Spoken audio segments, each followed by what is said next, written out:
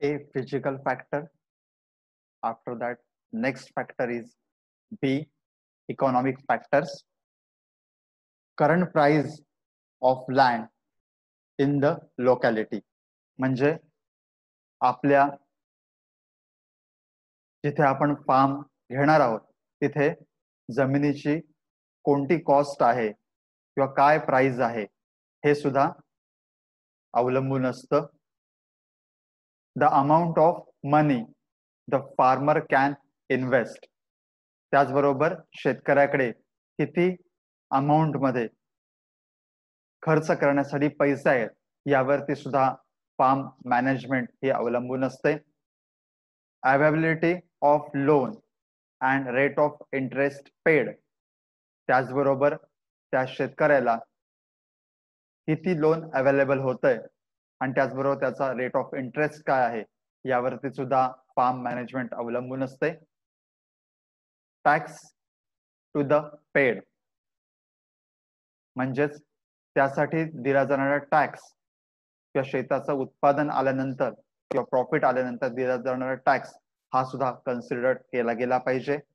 Labour there availability wages type and working hours in the area.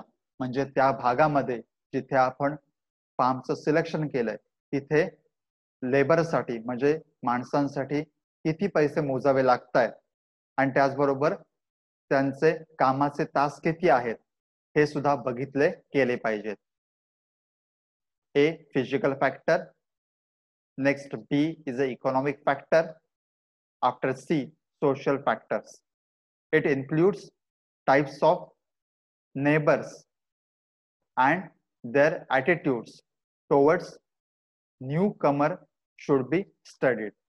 त्याचबरोबर आपल्या शेजारी कोणाकोणाचे फार्म आहेत आणि त्याचबरोबर अशा फार्मर्सची कोणत्या प्रकारची वृत्ती आहे याचा सुद्धा अभ्यास आपण फार्म सिलेक्शन करत असताना केला पाहिजे. पर्सनल फॅक्टर्स म्हणजेच वैयक्तिक घटक. These factors consist of facilities such as schooling, medical, transport, banking should be available. आणि त्याचबरोबर आपण फार्म निवडत असताना आपल्या फार्मच्या जवळपास शाळा असली पाहिजे, मेडिकल फॅसिलिटी असली पाहिजे, ट्रान्सपोर्ट फॅसिलिटी असली पाहिजे आणि त्याचबरोबर बँकिंगची व्यवस्था सुद्धा असली पाहिजे.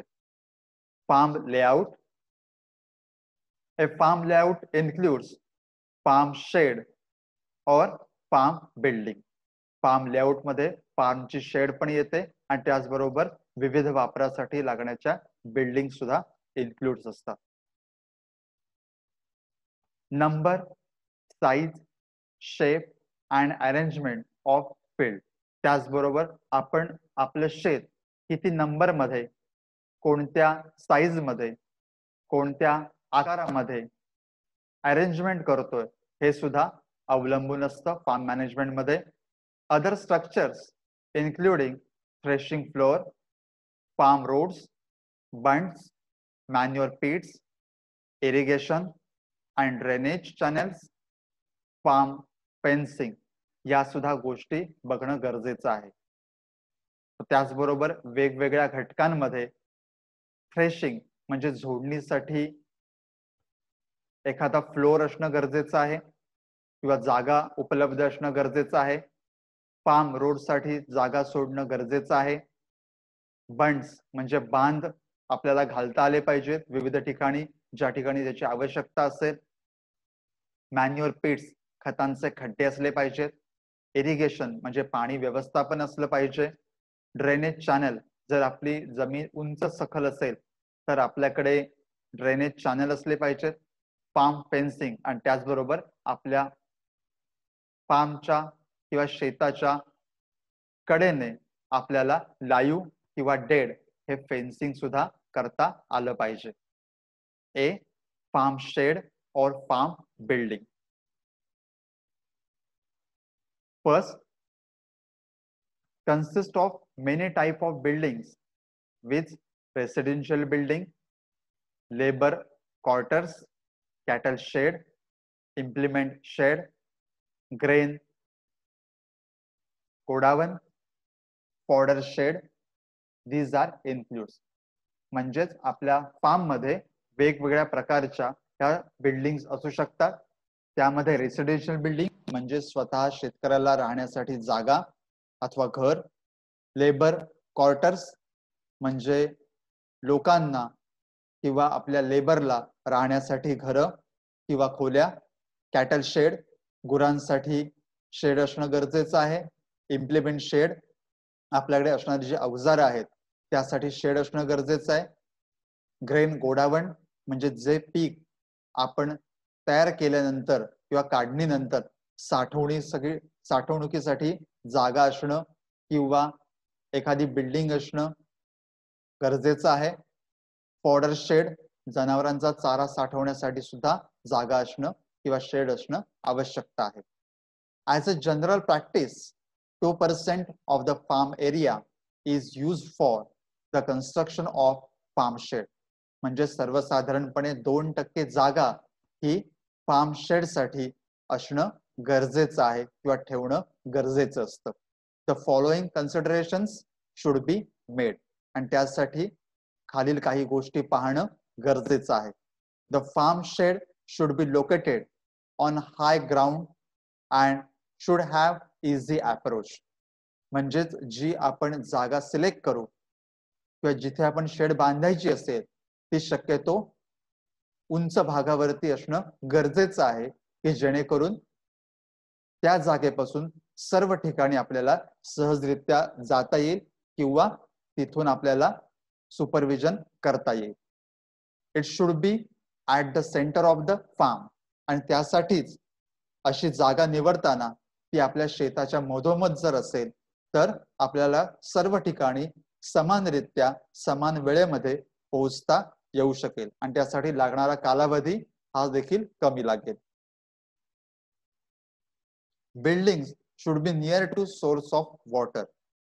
म्हणजे ज्या ज्या बिल्डिंग्स असतील, शेतकऱ्याचं घर असेल, लेबर्सची घरं असतील, फार्मची शेड असेल, त्याचबरोबर इम्प्लिमेंट्सची शेड असेल, कॅटल शेड्स असतील, पोल्ट्री असेल, अशा गोष्टी जर पाण्याजवळ असतील तर अशा गोष्टींना मोठ्या प्रमाणात पाण्याची आवश्यकता असते आणि तिथपर्यंत पाणी पोहोचवण्यासाठी लागणारा वेळ किंवा खर्च हा देखील कमी करता येऊ शकेल. Cattle shed, fodder storage, manure pits should be near to each other आणि त्याचबरोबर गुरांची शेड किंवा गोठा, फॉडर स्टोरेज म्हणजे चारा साठवण्याची जागा, मॅन्युअर पीट्स म्हणजे खतांचे खड्डे हे एकमेकाजवळ जर असतील तर आपल्याला सहजरित्या तिथपर्यंत पोहोचता येईल किंवा ह्या गोष्टी एकामेकावरती अवलंबून असल्यामुळे लागणारा वेळ हा देखील कमी लागेल. Grain godown, threshing floor should be near to each other. त्याचबरोबर जिथे आपण एखाद्या पिकाची झोडणी करणार आहोत किंवा थ्रेशिंग करणार आहोत आणि जिथे आपण त्या धान्याची साठवण करणार आहोत ह्या सुद्धा जागा एकामेकाला जवळ असल्या पाहिजेत की जेणेकरून लागणाऱ्यासाठी किंवा वाहतुकीसाठी लागणारा वेळ हा आपल्याला कमी करता येऊ शकेल आणि वेळेची बचत करता येऊ शकेल. D, number, size, shape and arrangement of farm field. Large field save labor when large scale farm machinery is to be used. जर आपलं शेत खूप जास्त मोठं असेल तर आपल्याला मनुष्याची किंवा लेबरची बचत देखील करता येते आणि आपल्या शेतामध्ये जास्तीत जास्त मशिनरीचा वापर करता येऊ शकतो. The field should be rectangular in shape. शक्यतो आपलं जे फील्ड आहे ते आपलं जे शेत आहे हे चौकोनी किंवा आयताकृती असणं गरजेचं आहे. The size of farm field is govern by factors. म्हणजेच फार्म वरती आपल्याला वेगवेगळ्या गोष्टी किंवा वेगवेगळे घटक हे संचलित करता येऊ शकतात. त्यासाठी topography of the farm, source of irrigation and nature of farm enterprises ह्या गोष्टी बघणं गरजेचं असतं.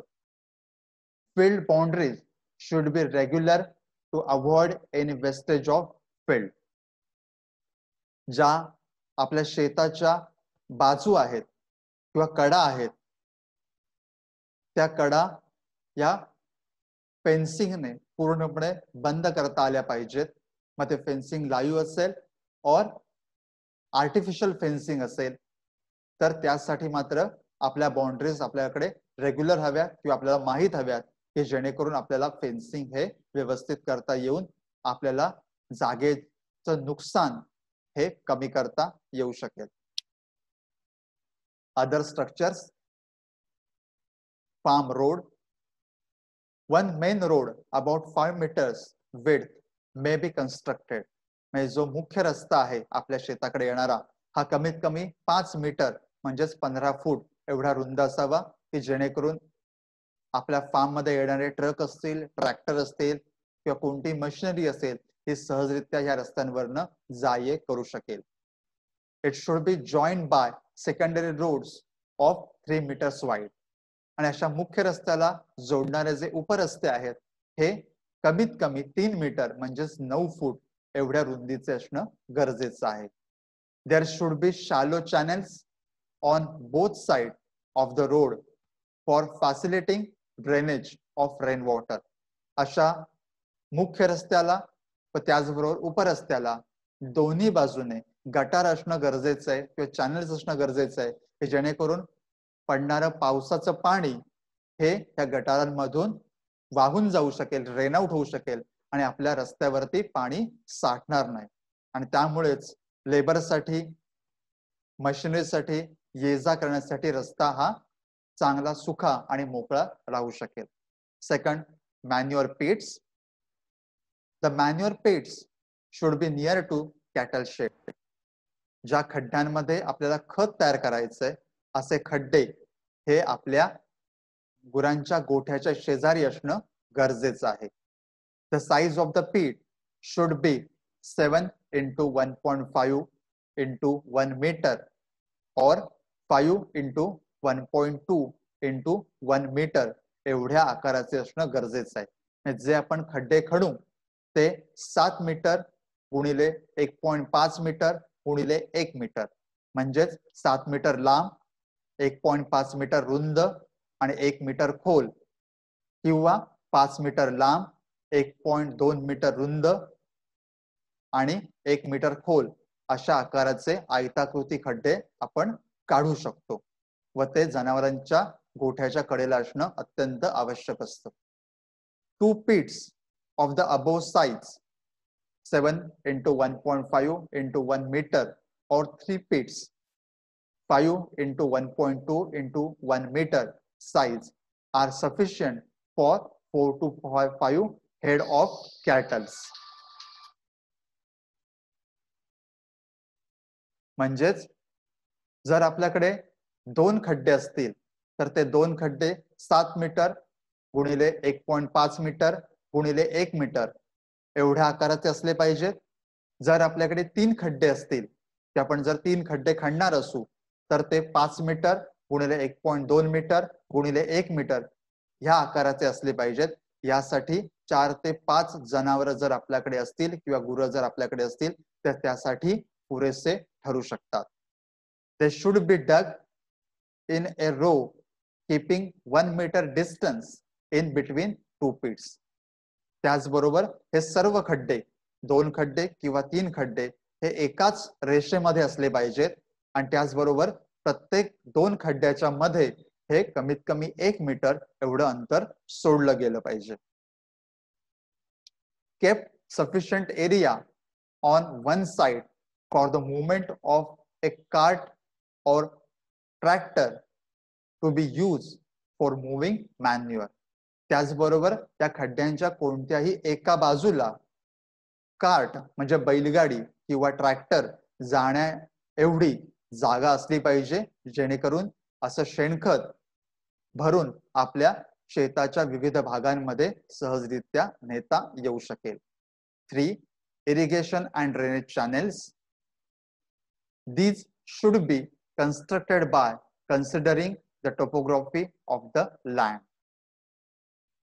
तिसरी गोष्ट पाणी व्यवस्थापन आणि पाण्याचा निचरा यासाठी वापरले जाणारे चॅनल्स किंवा गटार. These should be constructed by considering the topography of the field. म्हणजे आपल्या जमिनीची उंची कशा प्रकारची आहे, आपली जमीन डोंगर उतारावरची आहे, मध्यम डोंगर उतारावरची आहे, सपाट आहे, यावरती या गोष्टी अवलंबून असतात. 4. Farm fencing. Generally, field growing cash crop like vegetables, fruit trees are only protected by constructing a fence around them. म्हणजेच फार्म फेन्सिंग म्हणजे आपण त्याला शेताचं कुंपण असं म्हणतो. Generally field grown cash crop like vegetable and fruit trees are only protected by constructing a fence around them. म्हणजेच जर आपण भाजीपाला पिकं लावणार असू किंवा आपण फळपिकं लावणार असू आणि ती जर अधिकाधिक मोठ्या प्रमाणात उत्पादन देणारी जर असतील तर त्याच्या सर्व बाजूने म्हणजे चारही बाजूने कुंपण असणं गरजेचं आहे. मग ते कुंपण आपलं नैसर्गिक कुंपण असेल किंवा आपलं आर्टिफिशियल बार्बड वायर फेन्सिंग असेल किंवा कुंपण असेल, हे अत्यंत आवश्यक मानलं जातं. टाइप ऑफ फेन्सिंग म्हणजेच कुंपणाचे प्रकार. पहिला barbed wire fencing, second live fencing, third electric wire fencing, fourth solar fencing, fifth mud और स्टोन वॉल. कुंपणांचे विविध प्रकार. बार्बड वायर फेन्सिंग म्हणजे काटेरी तार असते त्याचं कुंपण. लाईव्ह फेन्सिंग म्हणजे जिवंत वनस्पतींचं कुंपण. इलेक्ट्रिक वायर फेन्सिंग म्हणजेच इलेक्ट्रिक तारेचं फेन्सिंग. सोलार फेन्सिंग म्हणजेच ह्याच्यामध्ये सुद्धा इलेक्ट्रिक वायर वापरले जातात, परंतु त्याला जो दिला जाणारा करंट आहे किंवा त्याच्यामध्ये वाहणारी जी इलेक्ट्रिसिटी आहे ती सोलार वरती निर्माण होणारी असते. मड और स्टोन वॉल फेन्सिंग म्हणजेच दगडांचं आणि चिखलाचं एकत्र तयार केलेली भिंत ह्याचं असणारं कुंपण. बार्बड वायर फेन्सिंग और solar fencing is most effective against cattle and wild animals, but it is very costly. Barbed wire आणि सोलर फेन्सिंग म्हणजेच तारेच्या हुकांचं कुंपण किंवा सोलरचं कुंपण हे जास्त फायदेशीर असू शकतं की ज्यामुळे बाहेरची जनावरं आणि त्याचबरोबर रानटी प्राणी हे यापासून लांब राहतात किंवा अशा कुंपणांना कोणत्याही प्रकारची इजा पोचवत नाहीत, परंतु अशी कुंपण खूपच महाग आपल्याला पाहायला मिळतात. धन्यवाद.